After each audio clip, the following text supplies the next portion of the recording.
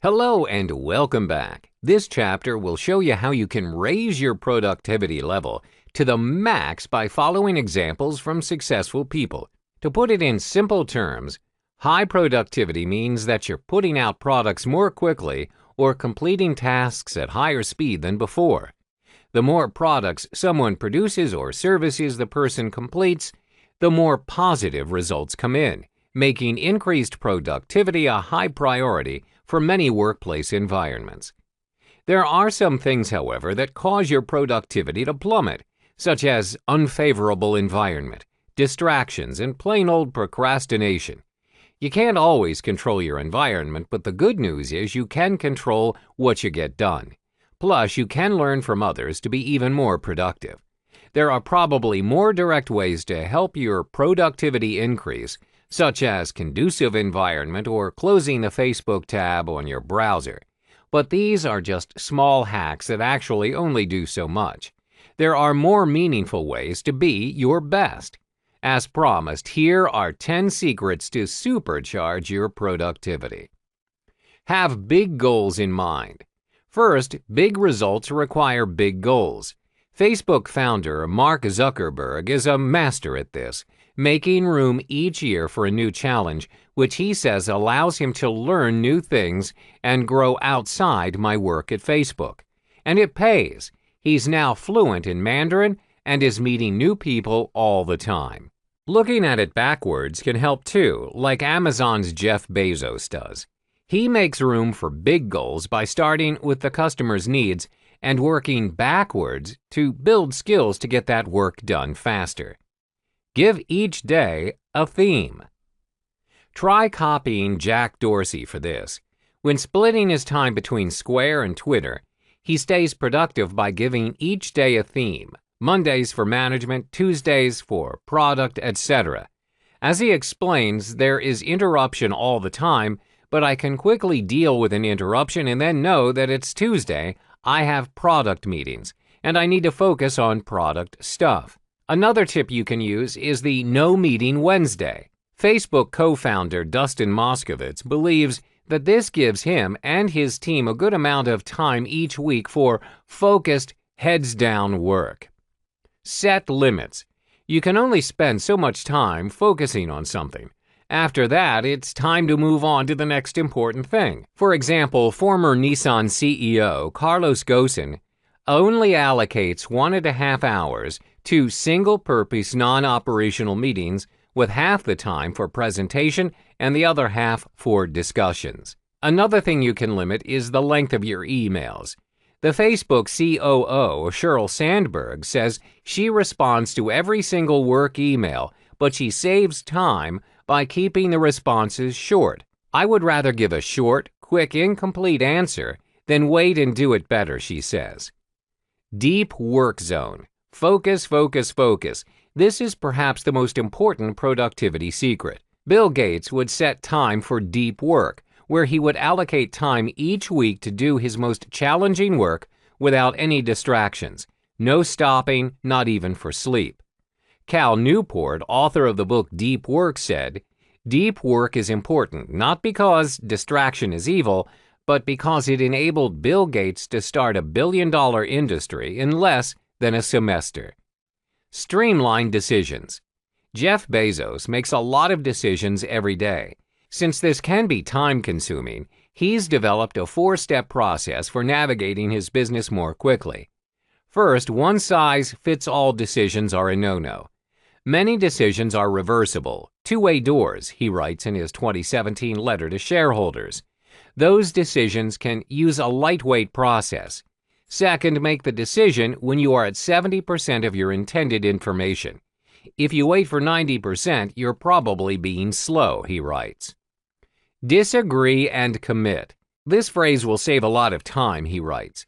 If you have conviction on a particular direction, even though there is no consensus, it's helpful to say, "Look, I know we disagree on this, but will you gamble with me on it? Disagree and commit?" By the time you're at this point, no one knows the answer for sure, and you'll probably get a quick yes. Address the real misalignments early and focus on them immediately. Sometimes teams have different objectives and fundamentally different views, he writes. They are not aligned. No amount of discussion, no number of meetings will resolve that deep misalignment. Without escalation, the default dispute resolution mechanism for this scenario is exhaustion. Get to work before everyone else. The early bird catches the worm. Try starting work before everyone wakes. Sally Krawcheck, CEO of the digital financial platform Ellevest, starts her day at 4 a.m. The reason is the most precious commodity in business is time, and I find I am most productive when I balance time that I spend with others with blocks of time during which I can think, write, and, my favorite, build earnings models, she writes. She further elaborated that at this time, my mind is clear, not yet caught up in the multiple internal conversations that we all conduct with ourselves once we gear up for our first meeting of the day. And there's a peace that comes from knowing that my family is all in bed and safe upstairs while I work. It is at this time of day that I often have a rush of ideas. Some of them are actually good. Protect your time. Instead of starting the day with important tasks, Keller Williams Realty founder Gary Keller blocks out the first few hours of his day to work on his most important task for the year, his one thing. This is because this one thing, when tackled, will make everything else easier to do or unnecessary. Keller has used this to write books and grow his company to the largest real estate franchise. Keller also believes that until this one thing is done, anything else can impair it. The key is time. Success is built sequentially. It's one thing at a time, he writes. In the one thing, the surprisingly simple truth behind extraordinary results. Close virtual doors. Open work environments opens up many good possibilities, but also can hinder productivity with unnecessary distractions and interruptions. Michael Pryor, former CEO of Trello, encourages workers to close virtual doors by turning off Slack and email and by putting a post-it note on their desk that says, "Heads down." Interruptions are weird. They leech time from important projects and take a while to recover from. Every time you switch contexts, there's this huge cost associated with that. Pryor said in an interview with Time, "Our time is limited essentially. Your trick is to be able to ration that resource for all the things you need to do, and that's the hardest part of being productive." Separate work and personal life. This may seem counterintuitive or even obvious to some, but it's nonetheless as important as anything. YouTube CEO Susan Wojcicki makes being home in time for dinner with family a priority. Leaving the office on time helps consolidate her work and gets it done more rapidly. So when she is home, she can focus on her family without any distractions. We try to have the rule to not check email between 6 p.m. and 9 p.m., because if you are on your phone, then it's hard to disconnect, Wojcicki said in an interview with the Wall Street Journal. Pulling the plug when the time comes can actually help you stay productive, creative, and your pursuit to success a surety. Success is not based on the number of hours that you worked, Wojcicki says. If you're working 24/7, you're not going to have any interesting ideas. Clear out your inbox every day. Email is unidirectional. Anyone at any time can just go to your inbox without permission, invitation, or consideration, Elliot Weisbluth, CEO of Hightower, writes on LinkedIn. Empowering the world to demand a thin slice of your attention is more than unfair. It's a recipe for constant distraction. He uses 3 rules to simplify things and keep him focused and productive. 1. Unsubscribe from newsletters. It takes more time than simply deleting, but actually saves hours every year. 2. Delete and completely forget about it. When in doubt, delete. If it's that important someone will follow up with you, then respond to what you can and move the rest to recycling, he writes. Don't bother filing. Use a good search tool to scan your folders and find things you need instantly.